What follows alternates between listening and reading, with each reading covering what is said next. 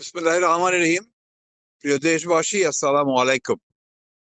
আমাদের ছাত্র জনতার বিজয় অর্জিত হয়েছে। এখন সবচেয়ে বড় প্রয়োজন যেটা আছে হচ্ছে ধৈর্য ধরে শান্ত হয়ে আমাদের সামনের দিকে এগিয়ে যাওয়া।